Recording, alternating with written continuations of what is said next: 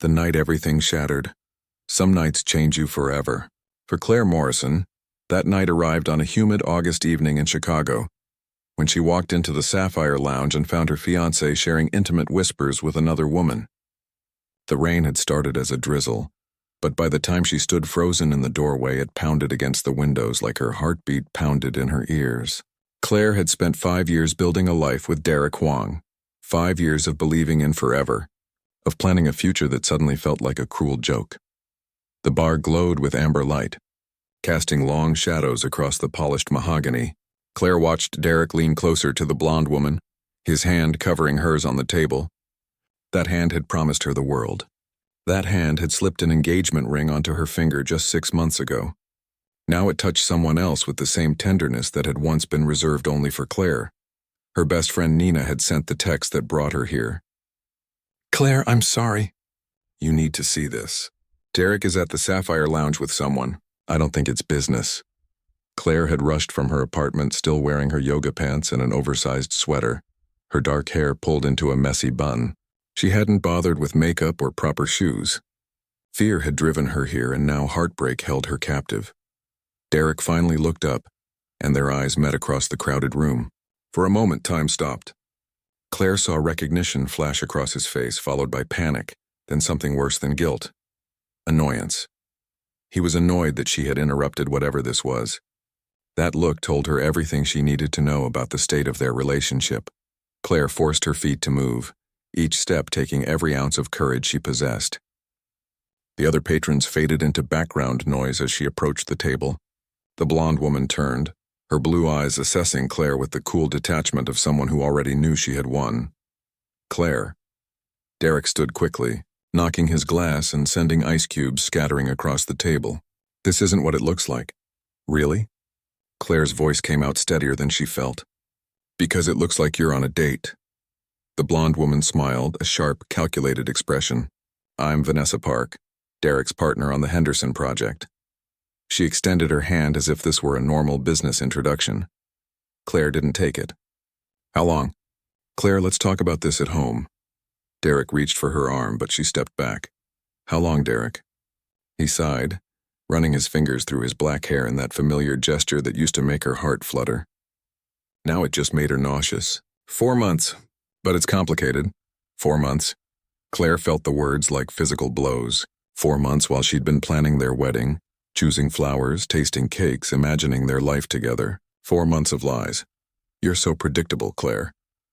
Derek's voice carried an edge of frustration. "You never want to go anywhere exciting. You're always content staying home, playing it safe." Vanessa understands ambition. She understands what it takes to succeed in this city. The word predictable hit harder than the confession. For 5 years, Derek had criticized her in small ways. Her career choice as a graphic designer wasn't ambitious enough. Her hobbies weren't sophisticated enough.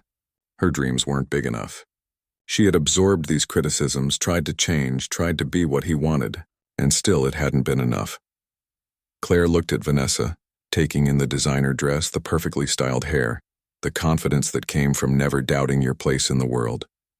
Then she looked at Derek, really looked at him and saw a stranger. When had the man she loved become someone who could hurt her so casually? "You're right," Claire said quietly. "I am predictable. I predicted you'd be faithful. I predicted our engagement meant something. I predicted wrong." She pulled the engagement ring from her finger. The diamond caught the light, throwing rainbow prisms across the table. For a moment she remembered the night Derek had proposed. How happy she'd been. How certain their love would last forever. Then she placed the ring on the table between them. "Keep it. Give it to someone less predictable." Claire turned to walk away, dignity barely holding her together. But then something inside her snapped. She had spent 5 years being the understanding girlfriend, the supportive partner, the woman who made herself smaller so Derek could feel bigger. Not anymore. Her eyes swept the bar and landed on a man sitting alone at the counter. He was tall, with dark brown hair, slightly tousled, wearing a charcoal suit that fit him perfectly. He sat with the posture of someone completely comfortable in his own skin, nursing a glass of what looked like expensive scotch. Even from across the room, Claire could see the sharp intelligence in his eyes as he observed the scene unfolding. Without thinking, without planning, without being predictable, Claire walked straight to him. The man turned as she approached, one eyebrow rising slightly in question. Up close, he was even more striking. His eyes were a deep hazel flecked with gold, and there was something magnetic about him that made her breath catch. "I need your help with something," Claire said, her voice barely above a whisper. "What kind of help?" His voice was deep, smooth, with an accent she couldn't quite place. "British maybe, or European. The unpredictable kind." A slow smile spread across his face. "I'm listening." Claire glanced back at Derek, who was watching them with growing confusion and alarm. Vanessa whispered something in his ear, her expression smug. Claire felt a surge of reckless energy unlike anything she'd experienced before. "See that man over there? The one who looks like he just swallowed a lemon?" She nodded toward Derek. "That's my ex-fiancé. He just told me I'm too predictable. I want to prove him wrong." The stranger's eyes flickered with understanding and something that looked like amusement. "And how do you propose to do that?" Claire took a deep breath. This was insane. She didn't know this man. She didn't do things like this. But maybe that was the problem. Maybe she'd spent so long being careful, being good, being predictable, that she'd forgotten how to live. "Kiss me." The words hung in the air between them. The stranger studied her face, searching for something. Whatever he found must have satisfied him because he set down his glass and stood. He was even taller than she'd thought, broad-shouldered and commanding. When he moved closer, Claire caught the scent of expensive cologne mixed with something uniquely him. "Are you sure about this?" he asked, giving her one last chance to back out. Claire thought about Derek's dismissive tone, Vanessa's triumphant smile, 5 years of making herself smaller. She thought about all the times she'd chosen safe over exciting, predictable over spontaneous. Not tonight. I've never been more sure of anything. The stranger's hand came up to cup her face, his thumb brushing her cheek with surprising gentleness. "Then let's give them something to talk about." When his lips met hers, the world exploded into sensation. This wasn't a tentative first kiss or a comfortable familiar one. This was fire and lightning, reckless and intoxicating. The stranger kissed like he did everything else, with complete confidence and devastating skill. His other hand found her waist, pulling her closer. And Claire forgot about Derek, forgot about the bar full of people, forgot about everything except this moment and this man. Time seemed to suspend. Claire had kissed Derek hundreds of times over 5 years, but nothing had ever felt like this. There was electricity in every touch, a connection she couldn't explain and didn't want to analyze. When they finally broke apart, both breathing hard, Claire felt fundamentally changed. The stranger's eyes searched hers, and she saw her own surprise reflected back at her. Whatever had just happened, he'd felt it too. "Thank you," Claire whispered. "The pleasure," he said, his voice rougher than before, "was entirely mine." Claire turned back to Derek's table. He stood frozen, his face red with a mixture of anger and humiliation. Vanessa's smug expression had vanished, replaced by shock. The entire bar seemed to be watching them, conversations forgotten in favor of the drama unfolding. Claire walked back to their table, her legs steadier now, her head held high. "This is what unpredictable looks like, Derek. I hope you and Vanessa are very happy together. You deserve each other." She didn't wait for a response. With her heart pounding and adrenaline singing through her veins, Claire Morrison walked out of the Sapphire Lounge and into the rain. The cool drops washed over her face, mixing with the tears that finally came. But these weren't just tears of heartbreak. They were tears of release, of transformation, of goodbye to the woman who had let herself be diminished. Behind her, she heard the door open. Claire turned, expecting Derek, but found the stranger instead. He stood in the doorway, rain beginning to dampen his expensive suit. Holding her forgotten purse, "You left this," he said, walking toward her. "Thank you." Claire took the purse, their fingers brushing. That electric sensation sparked between them again. "Are you all right?" he asked, genuine concern in his eyes. "I will be." And surprisingly, Claire meant it.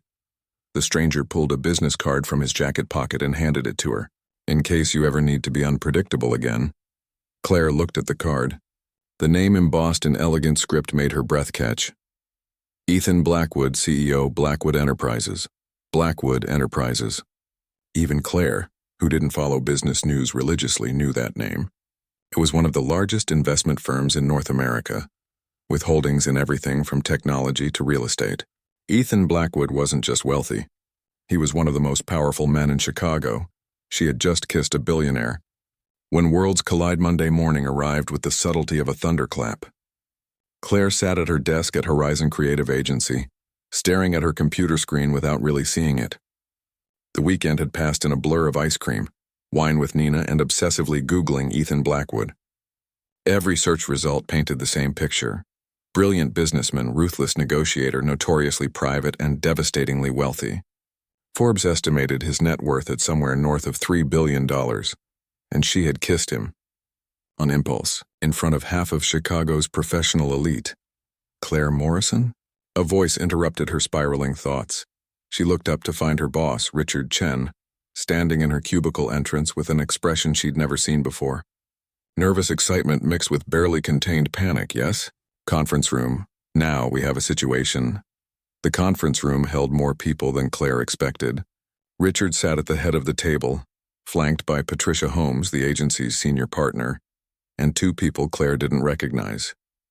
A woman in an immaculate navy suit and a younger man with a tablet tucked under his arm. "Miss Morrison, please sit." Patricia's voice was unreadable. Claire's stomach dropped. Had Derek complained about the scene at the bar? Was this about unprofessional behavior somehow reflecting on the agency? "These are representatives from Blackwood Enterprises," Patricia continued. "They've come with an unusual request." The woman in the navy suit smiled professionally. "Miss Morrison, I'm Jennifer Wu, head of marketing for Blackwood Enterprises. This is David Park, my assistant. We're here because Mr. Blackwood has personally requested that your agency handle a major rebranding campaign for our company." Claire's mind went blank. "I'm sorry, what?" "A $20 million campaign," Jennifer continued as if she hadn't just dropped a bomb. "And Mr. Blackwood has specifically requested you as the lead designer." Richard practically vibrated with excitement. "This would be the biggest account in our agency's history." "I don't understand." Claire found her voice. "Why me? I've only been here 3 years. There are senior designers with much more experience." Jennifer exchanged a glance with David. "Mr. Blackwood was impressed by your work on the Riverside Development campaign. He believes you have a fresh perspective that aligns with the direction he wants to take the company." That was a lie. Claire could see it in the careful way Jennifer chose her words. Ethan hadn't seen her portfolio before Friday night. This had nothing to do with her professional work and everything to do with that kiss. "There is, however, one condition," Jennifer added. "You'll need to work closely with Mr. Blackwood throughout the campaign. He's very hands-on with projects he considers important that would require frequent meetings, some outside regular office hours." The implication hung in the air. Patricia and Richard were too dazzled by the dollar signs to notice, but Claire understood perfectly. Ethan Blackwood was creating reasons to see her again. "Can I think about it?" Claire asked. "Of course," Jennifer said smoothly, "though we'd need an answer by tomorrow. Mr. Blackwood is eager to begin." After they left, Richard grabbed Claire's shoulders. "Think about it? Claire, this is the opportunity of a lifetime. This could make your entire career." "I know, but it's complicated." "What's complicated about $20 million and a career-defining project?" "Everything," Claire thought. But she just smiled and promised to give her answer tomorrow. That evening, Claire found herself standing outside the towering glass building that housed Blackwood Enterprises. The business card felt heavy in her pocket. She hadn't called. She hadn't texted. But here she was anyway, drawn by a force she couldn't quite name. The lobby receptionist eyed her skeptically. "Do you have an appointment?" "No, but I need to see Ethan Blackwood. Mr. Blackwood doesn't see anyone without an appointment." "If you'd like to schedule something, tell him Claire Morrison is here." The receptionist's expression shifted from skeptical to intrigued. She picked up her phone, spoke quietly, then her eyes widened. "Mr. Blackwood will see you. 42nd floor." The elevator ride felt endless. Claire watched the numbers climb, her reflection staring back at her from the polished doors. What was she doing? This was crazy. This was impulsive. This was completely unpredictable. The elevator opened directly into a reception area that screamed understated wealth. Original artwork hung on the walls. The furniture looked like it belonged in a museum. And behind a massive desk of dark wood sat a woman who looked like she could kill you with a paperclip. "Miss Morrison, Mr. Blackwood is expecting you." She opened a door, and Claire stepped into an office that occupied the entire corner of the building. Floor-to-ceiling windows offered panoramic views of Chicago's skyline. The setting sun painted everything in shades of gold and crimson. Ethan stood by the windows, hands in his pockets, silhouetted against the dying light. He turned as she entered, and that same electric awareness crackled between them. "Claire, I wasn't sure you'd come." "I wasn't sure either." She stayed near the door, maintaining distance. "Your people came to my office today." "I know. $20 million is a lot of money to spend just to see someone again." Ethan smiled slightly. "Who says that's the only reason? I've reviewed your portfolio. You're talented. But that's not why you hired me." He moved closer, each step deliberate. "No, it's not. Then why?" Ethan stopped a few feet away. "Because Friday night, when you walked up to me in that bar, you did something I haven't seen in years. You were completely, fearlessly genuine. No agenda, no calculation, just raw honesty. Do you know how rare that is in my world? So this is what? Some kind of experiment?" "No." His voice went quiet. "It's me trying to get to know someone who made me feel something I thought I'd forgotten how to feel." Claire's breath caught. "Ethan, I just got out of a 5-year relationship. I'm not looking for a rebound or a fling or whatever this is. Neither am I." He took another step closer. "I'm looking for someone real. Someone who challenges me. Someone who kisses strangers in bars because she's tired of being safe. That's not who I am." "That was one moment of temporary insanity." "Was it?" Ethan reached out, his fingers brushing her cheek exactly as they had that night. "Because you're here now. You didn't have to come. You could have sent an email declining the project. But you came in person. Why?" "Because I can't stop thinking about you," Claire thought. "Because that kiss haunted my dreams.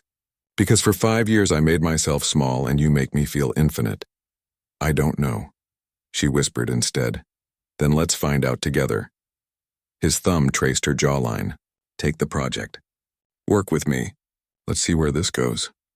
And if it doesn't go anywhere, then you'll still have a $20 million campaign in your portfolio and your career will be made." He smiled. "But I don't think that's what's going to happen." Claire knew she should be smart, should be cautious, should protect her still healing heart.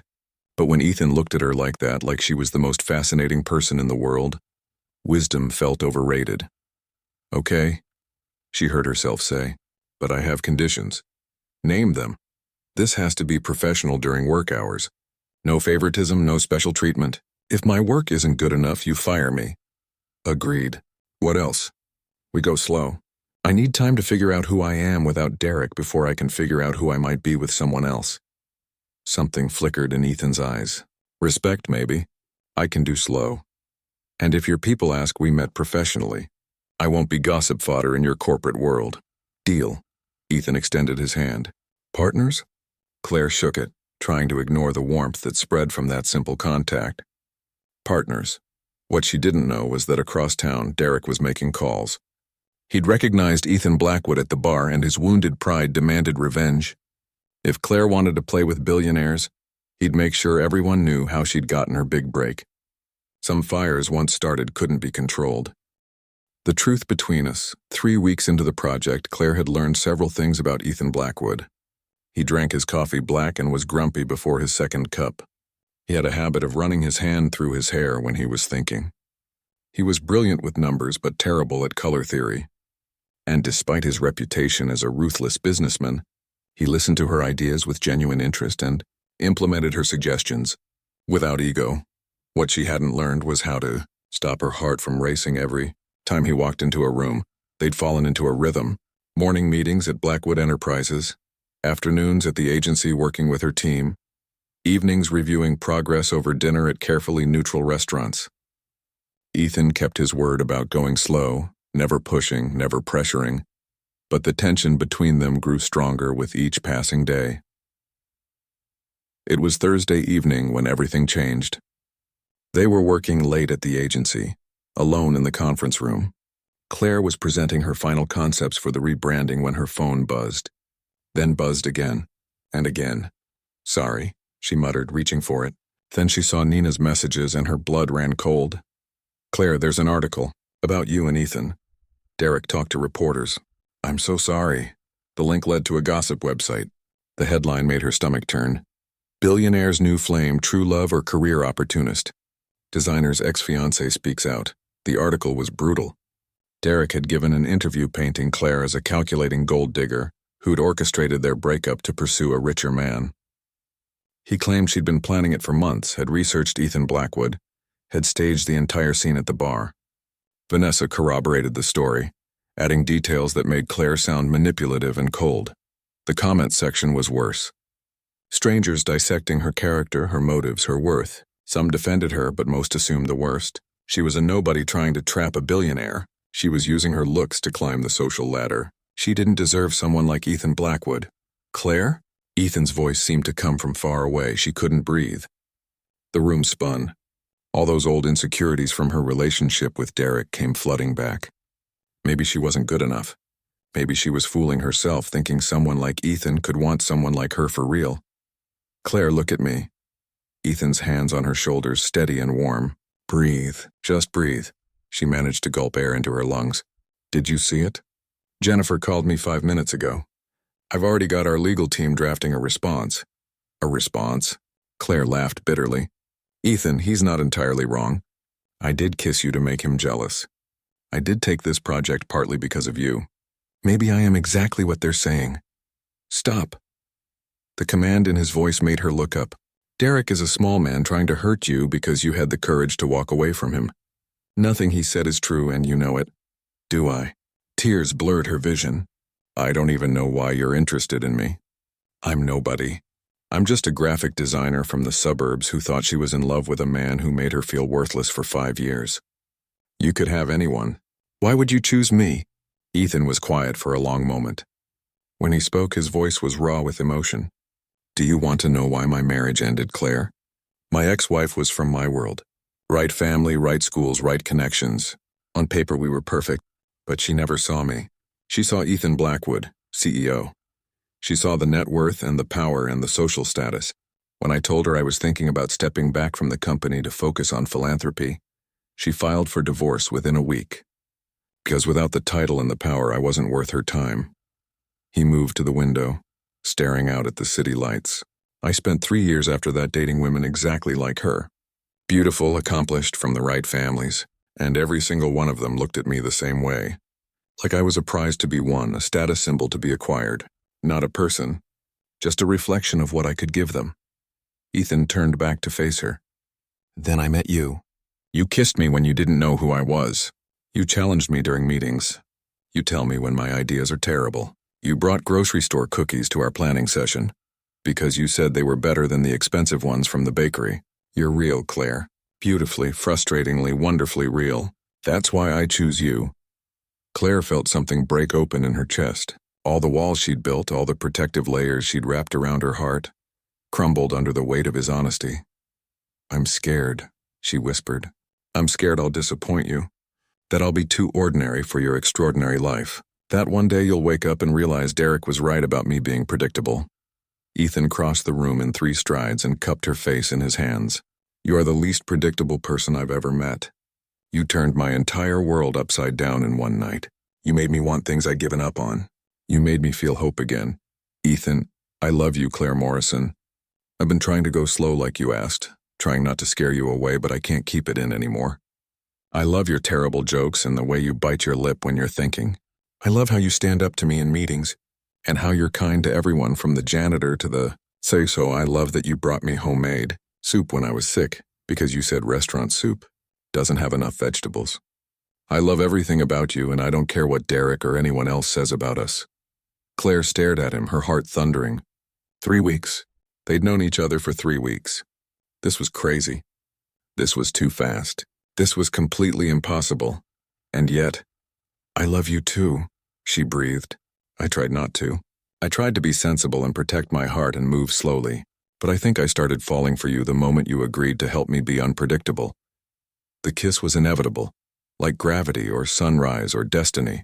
But unlike that first kiss driven by anger and recklessness, this one was full of promise. It tasted like hope and future and finally finding home in another person. When they broke apart, Ethan rested his forehead against hers. We're going to face more than one article, you know. My world is full of people like Derek and Vanessa. They'll question you, judge you, test you. I know. Your life will change. Privacy will be harder. Everything we do will be scrutinized. I know that too.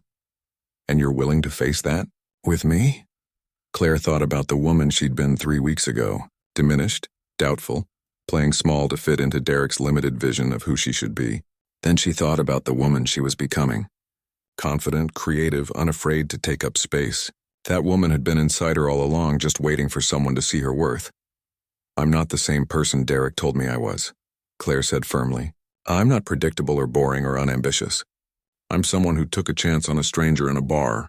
Someone who built a career through hard work and talent. Someone who survived heartbreak and came out stronger. And I'm someone who's brave enough to love you even though it scares me. Ethan smiled, and it transformed his entire face.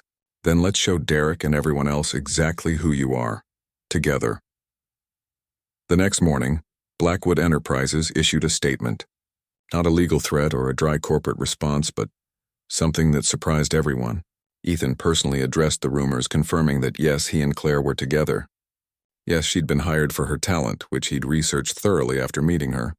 And yes, he was serious about her in a way he'd never been about anyone else. The statement included Claire's full portfolio, letters of recommendation from previous clients, and awards she'd won in her field. It painted a picture of a talented designer who'd earned her success, not slept her way to it. But more than that, it positioned them as a united front. Not billionaire and gold digger, but two people who'd found each other in the messy, complicated, beautiful way real people do. The response was mixed.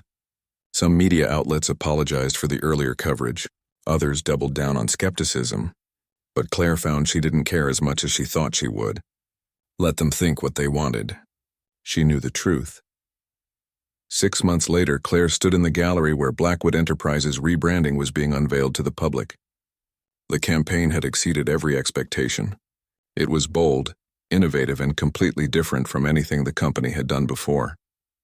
Just like Claire herself, Ethan found her standing in front of the centerpiece of the exhibition, a massive digital display showing the evolution of the brand. Proud of yourself? He asked, slipping his arm around her waist. Terrified, actually. What if people hate it? They won't, it's brilliant. You're brilliant. He pressed a kiss to her temple, though I have to admit I'm a little disappointed. About what? Your unpredictability. You've become quite predictable in one way. Claire turned to face him, eyebrow raised. Oh, really? How's that? Ethan pulled a small velvet box from his pocket and dropped to one knee. The gallery went silent around them. You've made it completely predictable that I'd fall more in love with you every single day. That I'd want to spend my life with you. That I'd eventually do this. He opened the box to reveal a stunning ring, simple and elegant, exactly like Claire herself. Claire Morrison, will you marry me and keep surprising me for the rest of our lives? Claire's eyes filled with tears, but these were tears of joy, of triumph, of finally finding where she belonged. She thought about the broken woman who'd walked into a bar 6 months ago, planning to confront her cheating fiancé. She never could have imagined that the worst night of her life would lead to the best thing that ever happened to her. Yes, she said, pulling Ethan to his feet, but only if you promise one thing. Anything. Promise me we'll always be a little unpredictable, that we'll keep taking chances on each other, that we'll choose adventure over safety, truth over comfort, and love over fear. Ethan slid the ring onto her finger and kissed her in front of a gallery full of Chicago's elite. Some of them cheered, some of them whispered, but Claire didn't notice any of them. She only saw the man who'd helped her find herself, who'd shown her that being predictable wasn't a flaw but a lie she'd been told by someone who didn't deserve her. As for Derek, he watched the news coverage of the engagement announcement from his apartment alone. Vanessa had left him 3 months earlier for a senior partner at his firm. He'd lost his job after the company found out he'd leaked confidential information to reporters about Claire. And he'd lost the only woman who'd ever truly loved him because he'd been too blind to see her value. But that wasn't Claire's story anymore. Her story was about second chances and first loves, about courage and transformation, about a revenge kiss that became something real. Her story was just beginning, and it was going to be anything but predictable. Years later, when people asked Claire how she and Ethan met, she'd smile and say, I kissed a stranger to make my ex jealous. And when they looked shocked, Ethan would add, best decision she ever made. Because sometimes the things we do in moments of pain and anger lead us exactly where we were meant to be all along. Sometimes revenge is just love waiting to be discovered, and sometimes the perfect person for you is the one you never saw coming.